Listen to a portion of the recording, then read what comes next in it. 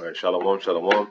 I'd like to start off first and foremost by giving all praise and glory and honor to Yahweh, Bahashem, Yahweh Shai, Bahashem, Chachadash. Double honor to the elders and the apostles, a great millstone, rule and teach well. Peace, love, salutations, and many blessings to those that are doing this work in truth and sincerity. This is your brother Nathaniel from GMS Camp Atlanta, coming back at you with spirit with another lesson. And I pray and hope this lesson is edifying. Now, I did a Godspeed on Saturday. And the title, and this title is going to be the same as the Godspeed, and basically it's going to be called "Become Comfortable with the Uncomfortable," because we're about to enter into some very uncomfortable situations. Jacob's trouble is right around the corner, and you're not going to have these same comforts and niceties that we have now. And there was a couple of precepts that I wanted to bring out that I didn't get an opportunity to bring out during the Godspeed, because the scriptures tell you that the time that we're going into is going to be like a time that never was, neither shall be. Okay, so you're gonna have to, buckle up and strap in, because things are going to get very, very rough. And if you cannot endure the hardness that the Lord is about to put upon us, you're gonna bug out. Okay, and this is one of the reasons why the scriptures, we might as well just start off with that. Might as well just start off with that. Well, Isaiah 33:6 is a precept that we bring out all of the time. It says,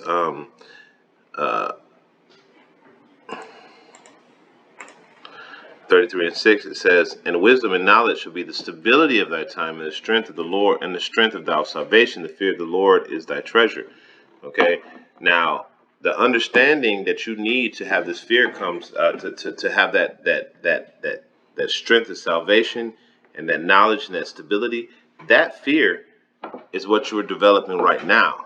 Okay, we're developing the fear right now because hey man, thinking about Jacob's trouble is a scary ass thing, because we don't know if we're of the chosen or not, man. But we do know that things are already hard now. And you cannot be in the mind state that woe is me. Nah, man, this is the condition of the battle, man. And this is the things that we go through, is to build faith in Yahweh Shem Yahweh Shai, because the only thing we're going to be able to depend on is the Lord, and the Lord wants us to believe onto Him. All right. So wisdom and knowledge is the strength of it shall be the stability of thy time. So you're going to have wisdom and knowledge, knowing what it is that's happening and why it's happening. Okay. This is what's happening and why it's happening. That is going to be the wisdom and knowledge, man, to understand how to move in these times that's coming, man. And if you allow your situation to cause you to get into that woe is me spirit, you're going to get uncomfortable and you're going to bug out and you're going to fold. All right. So the time to get this wisdom is actually now. While it's still day. All right. So I'm gonna go from here to 1 Corinthians. I'm gonna go from here to 1 Corinthians 1 and 1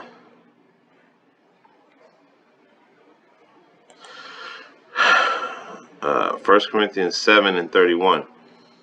All right. So 7 and 31, and it says, "And they that use the world as not abusing it, for the fashions of this world passes away." You see? So everything in this world is about to pass. Everything is about to be gone. The way of life that we have is about to disappear. Ain't gonna be no more electricities and running cars and running water and sewers and going to the grocery store and all that stuff. All that shit was unsustainable. Okay? Because it was built off of wicked principles and wicked foundations. And and wicked things can only last for a certain amount of time before it just all fizzles out. All right. So everything in this world is going to pass away. And while the transition happens, it's going to be a shock. All right. It's going to be hard. It's going to be difficult. All right. It's not going to be an easy play, and you got to be comfortable with that. The Apostle Paul said, "I know how to abase and I know how to abound." Okay. So you have to be able to understand that you may come into some hard situations and it may put you low. You may go a day or two without eating. You may not be able to shower for a week. And when you do actually come to a body of water, it might be ice damn cold, and you got to jump into it to get, to clean yourself, right? We don't know what the Lord is going to put us through, but we do know that it's going to be Jacob's trouble. Okay. Um, it says, this is 2 Ezra 16-21. It says, "Behold, victuals shall be so good cheap upon the earth, that they shall think themselves to be in good case, and even then shall evils grow upon the earth, famine, sword, and great confusion." You see, does that sound like it's something that's going to be comfortable? Famine, the sword, and great confusion. You see, this is all a trick. Why are you thinking that you can go to the TikTok shop and buy something and save money on that? And get it all cheap and stuff like that while the dollar's collapsing and you're still trying to do things and operate the same as if it was 1980, man, or 1990. No, these aren't the times for that, man. You know, there's going to be pestilence, sword, famine, and as the scriptures say, great confusion. Babylon means confusion. It's the land of confusion. You got these damn cocktail fruits running around here thinking that they men. Thinking that they women, and you got these women thinking that they men. You got children that are confused. Everyone who wants to dabble in evil. You see, things are so bad right now that the average person looks at something evil and call it liberty. Oh, I get to walk around naked outside. Oh, I'm just exercising my liberties. No, you're defiling yourself. Nobody want to see that shit. I was watching a video where a woman painted her body with blue paint, right? Shaved her vagina, painted her body with blue paint, painted her top with red paint, and made it look like she was wearing pants, but she literally walked into a gym butt ass naked with just paint covering her up. And when they told her to get out, she got offended by it. And why do I gotta leave? You see, this is the foolishness that goes on in this place, to where women really think that it's cool to walk into a place like that and then nothing happened to her. If that was a man, she would have went to jail for indecent exposure. But you got these stupid ass women who get to do that in this society that we live in. This is confusion. This is great confusion. You see? But that's all to say that the more confusion that we see is going to translate to more uncomfortability that we're going to feel. Things are going to get hard. And that's what leads me to my next precept. This is 2 Timothy 2:23.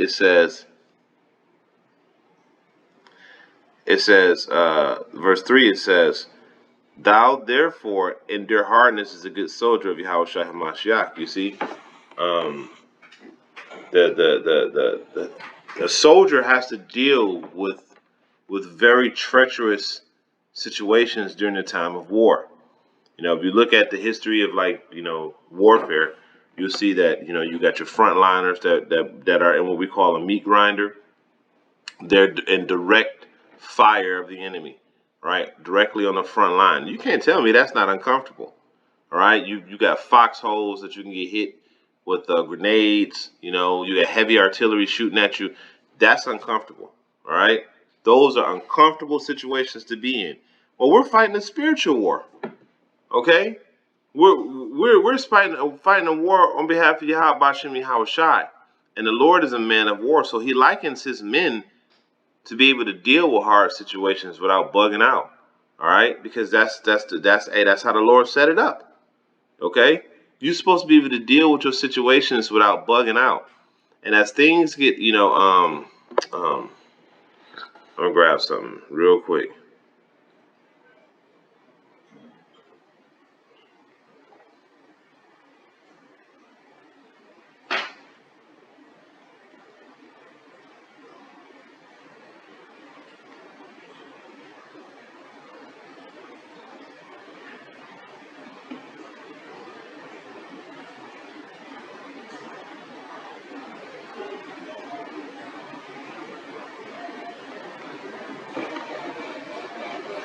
All right, so I'm gonna go back to Sirach.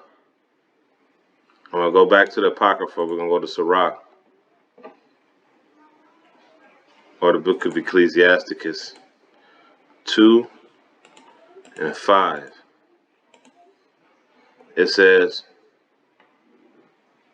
I'm going to start at verse 4. It says, whatsoever is brought upon thee, take it cheerfully, and be patient when thou is changed to a low estate. You see that? See what he said? Be patient when you change to a low estate. Take it cheerfully. You know, the hell that you're going through right now could be building you up for something else that's even that's even worse. You know, and you're training for it right now. And the Lord is teaching you how to deal with it. You never know. Okay, but I know me from firsthand. I know me firsthand that I benefited a lot from the hells that I caught. I've learned how to deal with a lot of situations better, with more calmness, more patience, more diligence, and ultimately giving more praise to the Lord, man. You know, this is verse 5. It says, "For gold is tried in the fire, and acceptable men in the furnace of adversity." Does that sound like that's an easy time? The furnace of adversity? Does that sound like something that's gonna be comfortable? Huh? That don't sound like comfort to me. To me, that sounds like, hey man, you know, hey, if you want to be with the Lord and you want to go and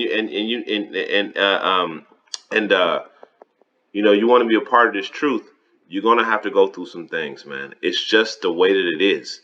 All right. And as things progress, you know, we're gonna enter into Jacob's trouble. All right, and I'm gonna get that precept real quick.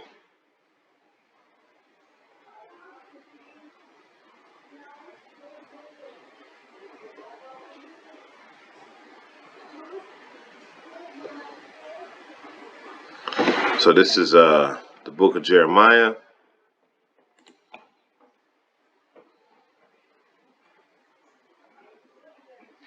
The book of Jeremiah 30 and 7. This is Jeremiah 30 and 7. And it says, "Alas, for that day is great, so that it is none like it." Okay, so it's gonna be a bad day. "It is even the time of Jacob's trouble, but he should be saved out of it." And that's talking about the elect and the 1/3 that's going to be saved out of Jacob's trouble. It's not talking about all Jakes, but even the elect and the 1/3 are going to be catching it, man. Okay, so this is not going to be a cakewalk. This is not going to be something you can just say, okay, well, I'm gonna go through it. No, you ain't gonna be able to go through this unless the Lord is with you. All right. But even if the Lord is with you, you know, you may be in a company. The Lord may throw some of us a bone, have us sitting upright. You know, he may do that. But then he may have some of us, you know, going through things, man. You know, we don't know. We don't know how this thing is going to play out. But we do know, as the scriptures say, Jacob is going to be saved out of it. So, you know, you're going to have Israelites that are going to make it. They're going to get out of here. All right. But while you're going through these trials and tribulations and you're going through this hell, you got to be able to deal with it, man. You know, you can't be bugging out, man. You may have people that are dependent on you. All right. And your calmness and demeanor is what's going to set the stage. This is why the title of this video is to get comfortable with the uncomfortable. If you're already expecting things to be hard, expecting things to be difficult, and you're comfortable with that idea, comfortable with that notion, then you'll be able to deal better mentally. Your mind will be a lot more focused and inept to deal with hard situations because you already know this shit gonna be hard. Okay? This is why, you know, we tell brothers, you know, all the time, man, look, yo, just take your hell, man, and keep pushing, man. We all catching it. You ain't catching no hell different than the next brother, man. It may be at a different frequency, it might be at a different volume, but every brother catching some type of hell, man. Okay, some brothers catching hell for one thing, some brothers catching hell for many things. But just think, as time progresses, things are going to get worse. Okay, and as things get worse, you have to be able to deal. All right. So you got to be comfortable with being able to know that shit may hit the fan. Shit is going to hit the fan. Okay? This is um 2 Peter 3.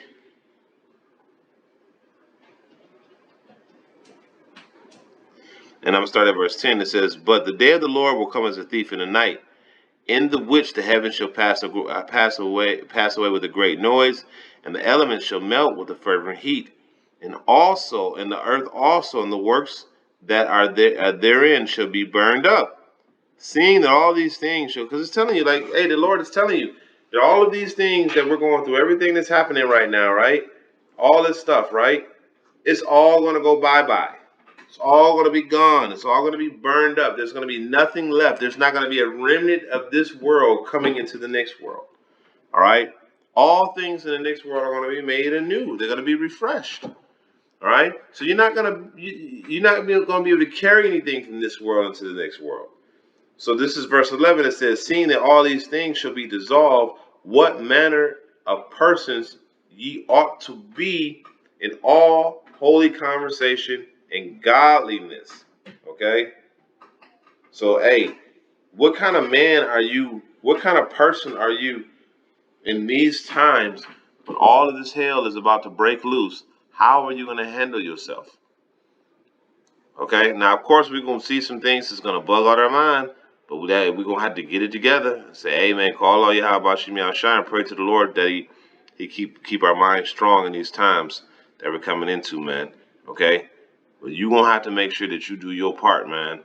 And remember these scriptures and remember those things that you've learned and lean on those things when all of this hell hits, when all of these things happen. Okay? And if you do that, hey, man, you may develop a mindset to where you're actually comfortable with the uncomfortable and you're able to move and focus and depend more on the spirit in these hard times that are coming, okay? Or depend completely on the spirit in these hard times that are coming. All right, so with that, I pray this is an edifying lesson. I'm going to end it off by giving all praises, glory, and honor to Yahweh, Bahashem, Yahweh Shai, Bahashem, Ruach HaKodesh. Until next time, I say shalom.